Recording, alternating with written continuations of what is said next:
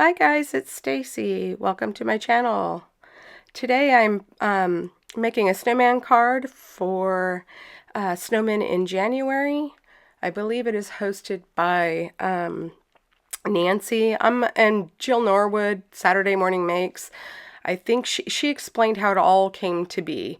And it's an open collaboration, just like Saturday Morning Makes. And I'm going to put Saturday Morning Makes down in the info as well. And it's for all to join. And so I'll link all that information below, and I'm going to link Jill's latest video that really goes into detail about how Saturday Morning Makes started, how it evolved, and also how Snowmen in January started and where it's at now. So it's everybody's welcome, and I'll leave all the info. You just use different hashtags. In the beginning, I showed you the stamp set that I had, some Stampendous stamp sets, and they had really small images that were maybe an inch tall. What I did was I stamped out the images as I wanted on a piece of cardstock, and then I put it in my printer, or my copier on my printer, and I copied it, and I fit it to page so that it would enlarge the images. I'm sure there's other ways to go about it, but if you have stamp sets that you like the images, but they're really tiny, you can do this. But just know that the lines get thicker because you are blowing it up. You're like enlarging it. And they get darker. So I do mine on draft mode. Not only does it save ink, but it also keeps those lines a little bit lighter. You could also just stamp them originally in a lighter ink and do it in color. And then you would get that. I have a Canon printer. It's a Canon TR8520. And the ink that I use in it is Copic friendly. I've never had it smudge. I don't know if it's watercolor friendly, if you're using water-based mediums. I don't know. So you'd have to give it a try. These little snowmen are so cute. And I love coloring snow in the color purple. If you've seen my channel before, most of my cards that are winter scened with snow have purple in them. So that's what I used. I use BV markers, and typically I work darkest to lightest and then back, and I do a couple of layers, and I just keep going back until I like the blend. And with this little guy, what had happened was those little dots in the snow in this stamped image, I believe I had put, there I go, I had put some down in the snow underneath them. And I decided to carry it up into the snowman so that it would carry that same detail throughout the image. And I think it came out cute that way. It almost looks like little freckles on the face when I put them on there. And I also took a white gel pen and added some accents to the scarf and a little bit on the earmuffs to make them look a little more furry. That clear acrylic block, as you can see, has collected some ink on it, so I put that there so it wouldn't leak ink from the lids if my lids need to be cleaned, or if the marker's a little bit juicy. That way it doesn't get in my project. And it allows you guys to see the caps. I'm showing them at the beginning.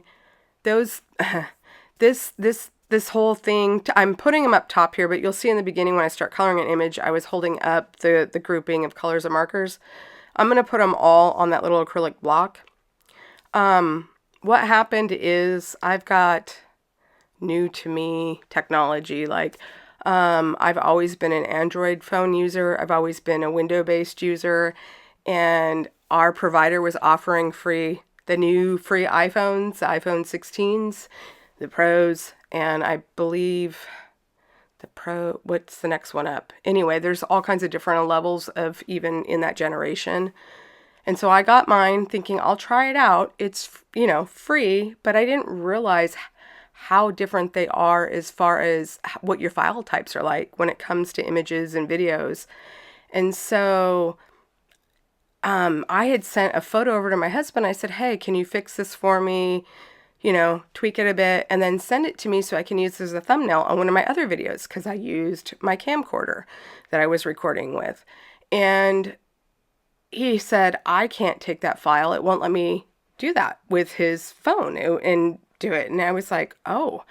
So I didn't realize that they all have their own ecosystems. And he did something to make it work, but it doesn't allow you to do much of anything to it when you move it from one to another. And I'm sure there's other ways to go about it, but we don't really know. I mean, He doesn't, I think he's used MacBooks or Mac before, back when it was just an Apple desktop, but their stuff has changed so much that I'm learning this process. If you guys have any tips, because this software is new to me too.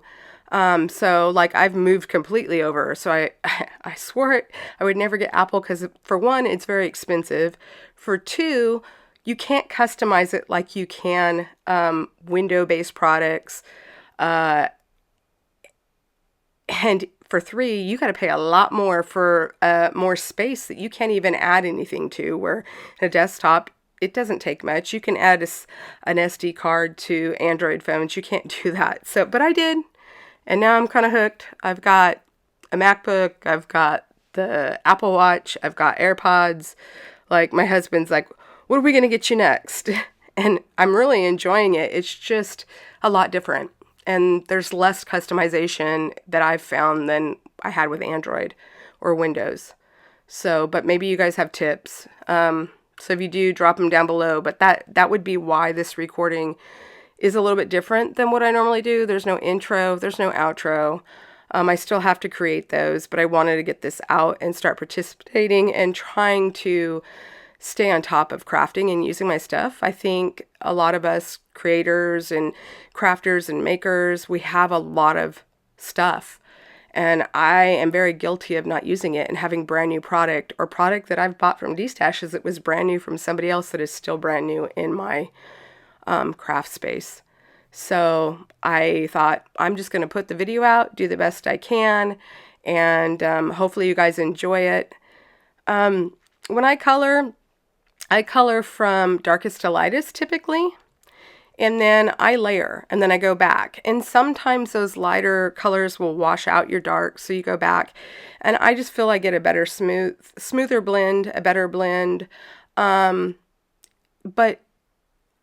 as long as you're picking up that coloring medium and coloring, it doesn't matter. Do what you know how to do. Enjoy it. Enjoy the process.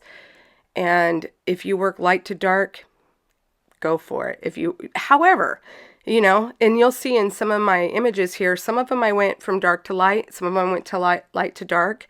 Like with the green that's coming up in this snowman, my last color was like BG99. When I went back in with the lighter colors, it washed it out so much that I was like, I figured out that I had to lay that down last. So that's kind of what was going on there. Sometimes also I use a marker that's lighter to kind of map out shadows so that I get a feel of how they're going to lay down. Because once you go in with that dark color, you can lift it some with a lighter marker, but sometimes not. And maybe, you overshade. So that's why I work in layers. Part of it is just adding to it as I go so that I can build up the image or I can change it a bit. It's kind of like when you get your hair cut. If you cut it too short, it's better to go shorter and then take off more if you need it. I mean, it'll always grow back, but so it's a piece of paper. Start over if you mess it up. But that's why I do it that way. And it takes longer. This is sped up to probably 800%. I'm a very slow colorist. Most people you're going to see on YouTube that do a little bit detailed, especially these small images, you go slow because those nibs are pretty good size compared to the image, especially if I'd left them at the original size.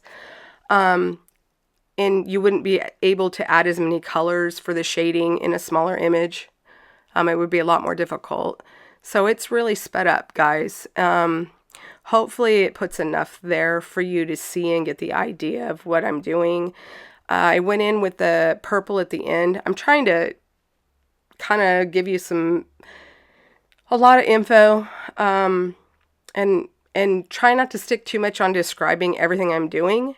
A little bit, and then talk about myself. You let me know what you like in a channel. That's kind of what I'll probably have on mine, which I've said in other videos. This is probably only my third or fourth edited video. So, and with it being on a new program, new to me computer, new software that I'm still learning to use. Just even the MacBook itself, I'm learning how to navigate it. And it makes a little more sense than I've had my phone for a little bit, but Like I said, if you guys have any tips. So, um, what did you guys do for the holidays? Did you spend time with family? Were you at home? Did you just take space for yourself? I hope all of you were able to spend time with family or connecting or crafting or doing whatever you love. And for those of you who are going through hard times, I really hope that the new year and whatnot brings you easier times ahead. I know a lot of people struggle during the holiday time when they lose someone or financially burdened or they're struggling to get their kids presents or family or grandkids or whatever. And so I just hope that next year you're where you should, where you want to be. This year I had told my husband, like, I don't want to go broke. I don't want to take a little we have and, just buy stuff. I mean, what's important to me is my family. And we are blessed, and so we were able to help our older kids out with the grandkids who are struggling. But that was what little we had, we gave. So just know that if you struggle during the holidays, you weren't alone, and that all the pictures online and what people share, those aren't always real. So I don't know. Maybe I'm getting off on the wrong subject here. I'm just hoping that you had a holiday season filled in the way that you wanted things. My husband, he took his first vacation in quite some time, and we got sick, and we're still sick. I don't know if you can hear it in my voice. I just got over being sick. I kid you not, this is probably the 4th or 5th bug or whatever I've had in months. So I've been sick for literally probably about 4 months. I'll have a day or two where I'm like, woohoo, and I'm not even 100%, but when you've been sick that long and you start feeling a bit better, you think, oh, woohoo, this feels great, right? And then we got hit again during Christmas. So like we had a reprieve on Christmas Eve when we had our family over, and we weren't 100%. They weren't either, but we all felt great enough to get together. Like it felt good. And then Christmas Day and thereafter, it's been nothing but getting sicker and sicker and sicker. So if you're struggling with being sick, no, you're not alone. It's the pits. I'm coloring my background here. I cut that background out of some pattern paper. It has some gold foiling on it. I used my BB markers and I just flicked and I went and just, if you keep layering and layering with the flicks and you go a little bit further out with some strokes and others, it'll look great. And then I took I think it was antique linen, and then I think I brought in old paper. I left them there, and I went ahead and blended those because I wanted to kind of give it an antique look. And then I took that Simon Says purple, and I noticed that it took everything and made it look real dirty. And then I took that embossing powder bag, the embossing Betty. That was a brand new one. I'm telling you, in person, that dulled down my images. It's part of the reason you see me going with this white gel pen and add more. And I wasn't totally happy with the way that looked, but you'll see how I fixed it. And then I took my embossing ink, went around the edges, and then just barely wanted some gold so that it gave it a little bit more, where it popped a little bit more from that background, but also was incorporated, not just stark white. I covered up the little faces, and I took some Dr. P.H. Martin's pin white, bleed proof white ink, and I put that in my little dish, and I don't add water to it anymore, but I do moisten and add water to my brush. And I took the fan brush because it does very fine splatters, and I covered up their faces so I didn't cover up their character. And then I took the little bit larger watercolor brush to do a little bit bigger droplets, and I just splattered and made it look snowy. And I thought that might help with the way that embossing Betty really, I think it was because my ink was still wet. It really, I think, has absorbed it, and it made it dull, and it made it, you can't so much see it in the video, but it was strange. And then I took this sentiment from one of my Colorado craft company Nita Jerem sets that was cute. I thought it was pretty perfect to say have a snow happy day. And then I'm taking the Spectrum Noir clear glitter pen and I'm going over it, and that's actually helping with the residue of that powder. In the video it looked fine because I felt like I had lost a lot of that brightness in their bellies. And then I went ahead and trimmed it down. I can't tell you what I trimmed that piece down to and whatnot. And then I made a card base for it. I took some recollections, like embellishments that come in the jars, and glued some snowflakes on there. And then I'm putting some glossy accents on their noses, where the mouth is that looks like coal, and on the one's eyes that look like little coals or stone, little rocks, to make them glossy. And then I went back in and I added more snowflakes.